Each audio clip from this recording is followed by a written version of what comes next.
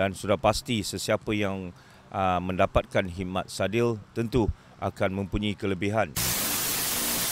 Okey Datuk, macam mana dengan persiapan tak air Sabah, sebab kita tahu perlawanan yang penting menentang JDT dengan Sabah pun inginkan kemenangan?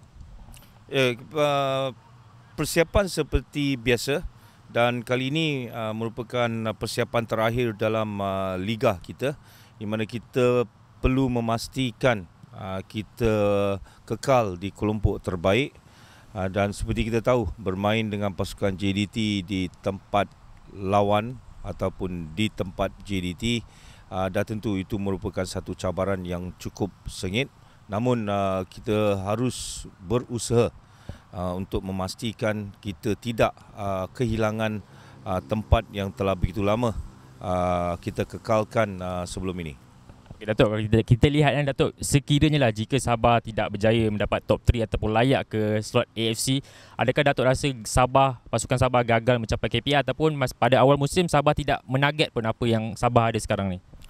Kalau kita lihat daripada segi target ataupun KPI yang diletakkan oleh pihak pengurusan, di mana untuk berakhir pada 5 tangga teratas, saya percaya kita telah memenuhi KPI kita. Namun apabila kita berada di tempat kedua selama 5 bulan berturut-turut dan kita hanya berada sedikit sahaja untuk mengakhiri liga, di mana kemungkinan besar kita boleh berakhir di tangga kedua, ketiga, dan jika kita berakhir pada tangga keempat, saya percaya pemain telah memberikan yang terbaik dan untuk berada dalam kelompok 4 terbaik sehingga akhir musim, saya rasa itu satu pencapaian yang cukup baik, di mana pasukan Sabah hanya mengumpulkan para pemain pada awal tahun ini. Datuk, mungkin luas sikit soalan saya, adakah Datuk berasa sedikit bimbang dengan kedudukan Datuk, bukan pada faktor bola sepak lah, sekiranya Datuk Bong Mokhtar tidak lagi menjadi presiden untuk pilihan raya akan datang? Saya rasa itu tak menjadi soalan sama sekali ya. Bagi saya, Datuk Seri Bong merupakan presiden yang bertanggungjawab, dan apa pun berlaku, saya percaya beliau merupakan seorang individu yang bertanggungjawab, selalu mengambil berat tentang para pemain, dan apa yang berlaku sekalipun, saya percaya beliau masih lagi sebagai presiden Sabah FC, dan kita akan terus berkhidmat di bawah presiden sehingga kita dimaklumkan perkara yang berlainan. Okay, Datuk, dengan perubahan liga juga tahun depan, mungkin dari 18 tim ataupun 16 tim, dengan kedatangan semula coach Tan Cheng Ho dan juga coach Lim Tiong Kee, adakah Datuk rasa ini adalah persaingan yang sihat untuk Datuk, dan juga maybe Datuk pernah berinteraksi dengan diorang juga sebagai rakan untuk musim akan datang? Tidak, bagi saya siapa yang datang untuk melatih pasukan Liga Super dah tentu akan memeriahkan lagi suasana competitiveness liga kita, di mana ini penting untuk memperbaiki mutu liga kita dari semasa ke semasa.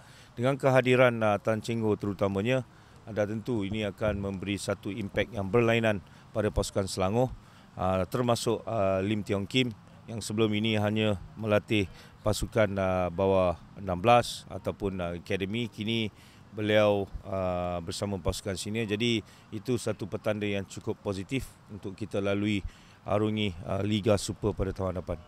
Kalau kita tengok Sabah ni kelihatan satu pasukan yang mantap Datuk, dengan Datuk punya pemain import yang baik seperti Sadil, Pak dengan Taiki, dan pemain pengalaman seperti Badrul, Rizal Amri dan juga pemain-pemain muda. So Datuk rasa adakah Datuk, walaupun masih baru, adakah Datuk berpuas hati dengan prestasi season sekarang, ataupun next season walaupun masih baru mungkin nak kena meningkatkan lagi, membawa player-player lain untuk menguatkan lagi Sabah musim depan? Masih terlalu awal untuk saya memikirkan tentang para pemain lain untuk dibawa ke Sabah. Yang penting kita tumpukan dulu perlawanan terakhir kita pada malam esok, dan juga kita ada musim Piala Malaysia untuk kita harungi. Jadi dalam masa yang sama, dah tentu saya akan menilai beberapa pemain yang kini berada dengan pasukan Sabah, dan juga memikirkan untuk penambahan baik, di mana kita tahu bukan mudah untuk mendapatkan sebarang pemain terutamanya pemain-pemain yang berkualiti, di mana pasukan Sabah bukan satu pasukan yang cukup kaya daripada sumber kewangan. Kita harus memilih pemain mengikut apa kemampuan kita. Saya ada dua soalan lagi, Datuk. Minta maaf, Datuk. Okey, kita tahu Sadil ni antara import yang terbaik Sabah. Fans Sabah pun sangat menyukai Sadil.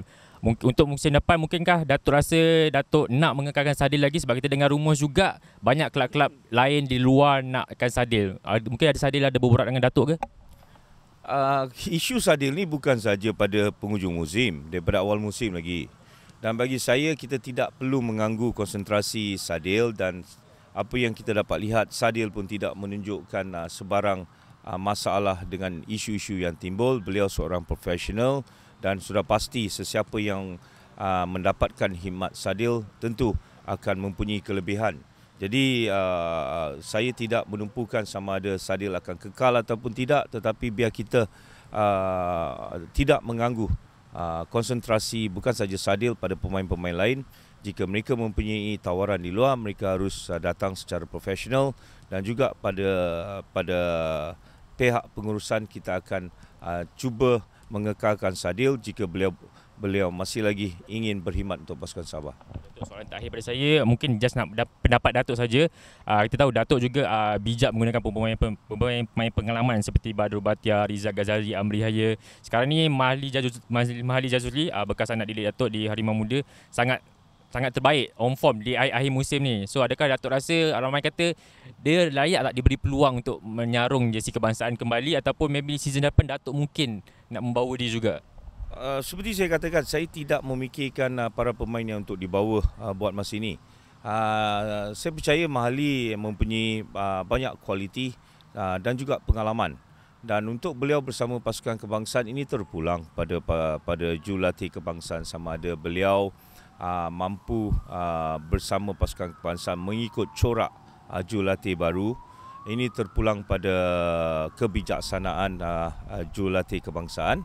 Namun saya percaya Mahli masih lagi mampu beraksi di Liga Super, dan baik sesiapa sekalipun yang mengambil Mahli selepas PJ City ataupun masih lagi bersama PJ City sudah pasti akan menguatkan pasukan mereka.